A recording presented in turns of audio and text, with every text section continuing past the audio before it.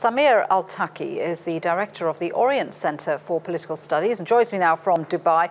Good to have you with us. Tell us more about this deal, because it took a long time to broker and it was done with the help of Qatar and Iran. Exactly. I think what is not clear till now for the public is that this is done mainly in favor of Hezbollah.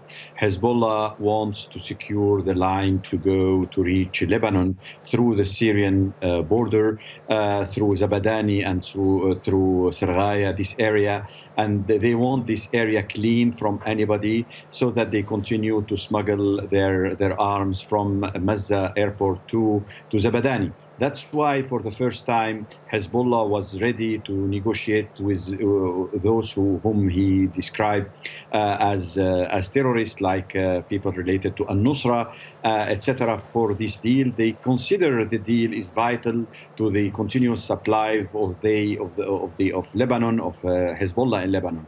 And that's what was behind it. So it wasn't between Bashar al-Assad regime.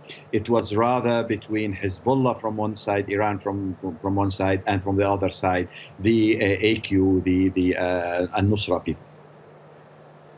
But it is going to mean a massive population move, civilians being forcibly displaced from their homes. The UN says that's a crime. It is a crime, definitely, the displacement. But I would say also that the United Nations itself had participated to operation like that, and regardless of this, and this was a shame for the United States to do, like they had done in all the Homs in many other areas in Syria. They were participating, which had practically made this practice of pressuring the civilians to leave their homes just under the pretext that they are supporting terrorists or something like that. And this would lead really to a major demographic change in Syria, and will keep the conflict going on in spite of any political agreement. Yeah, clearly something had to be done about these besieged areas, because very little aid was getting in to the people in these four towns. But will the evacuation mean any difference on the ground in terms of a political solution to the conflict in Syria? I don't think so, because at the end of the day, it's Hezbollah who's putting his hand on Zabadani, and practically they are establishing new camps, new training areas in this area. It's well known to be previously an area for training for the Pasdaran. So at the end of the day, I think this is more implementation of the Iranians rather than anything related to the interest of the Syrian solution in Syria. Okay, so clearly this is a process that's going to take weeks to complete. What do you expect the end result to be?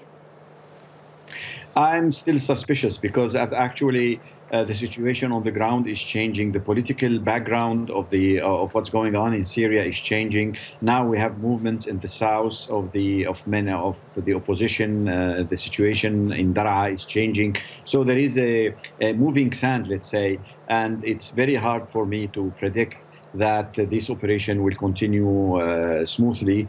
I think it could be interrupted at any time, especially with the changing rules of the games after the American intervention.